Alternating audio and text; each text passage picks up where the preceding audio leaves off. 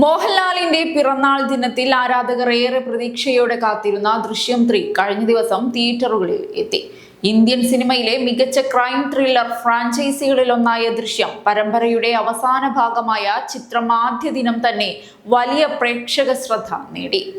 ദൃശ്യം 2-ലെ സംഭവങ്ങൾക്ക് ശേഷം 4.5 വർഷങ്ങൾ കഴിഞ്ഞുള്ള ജോർജ് കുട്ടിയുടെയും കുടുംബത്തിന്റെയും ജീവിതമാണ് സിനിമ പറയുന്നത്. പുറമെ സമാധാന ജീവിതം നയിക്കുന്നുവെന്ന തോന്നലുണ്ടെങ്കിലും പഴയ സംഭവങ്ങളുടെ ഭയം ഇപ്പോഴും കുടുംബത്തെ വേട്ടയാടുകയാണ്.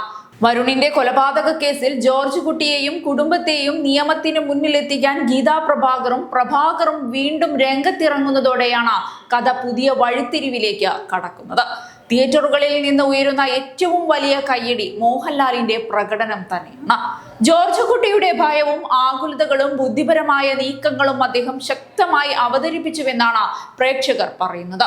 മോഹൻലാലിന്റെ ഇൻട്രോ സീൻ തിയേറ്ററുകളെ ആവേശത്തിലാഴ്ത്തിയതും സോഷ്യൽ മീഡിയ പ്രതികരണങ്ങളിൽ നിന്നും വ്യക്തമാണ്. ആദ്യ പകുതി കുടുംബ നാടകത്തിന്റെ ശൈലിയിലാണ് മുന്നോട്ടു പോകുന്നത്. എന്നാൽ ഇന്റർവെല്ലിനോട് അടുക്കുമ്പോൾ കഥ വൻ ട്വിസ്റ്റിലേക്ക് കടക്കുന്നു. ക്ലൈമാക്സും ചിത്രത്തിന്റെ പ്രധാന ആകർഷണമായി മാറിയിട്ടുണ്ട്. ജിത്തു ജോസഫ് ട്രിലജിയെ ഒരു വലിയ കടങ്കഥ പൂർത്തിയാക്കുന്ന രീതിയിൽ അവസാനിപ്പിച്ചുവെന്നാണ് വിലയിരുത്തൽ. മീന, അൻസിബ, എസ്തർ അനിൽ, സിദ്ദിഖ്, ആശാ ശരത്ത്, മുരളി ഗോപി എന്നിവരും മികച്ച പ്രകടനം കാഴ്ചവെച്ചിട്ടുണ്ട്. അനിൽ ജോൺസിന്റെ പശ്ചാത്തല സംഗീതവും സസ്പെൻസ് നിറച്ച അനുഭവമായി മാറി.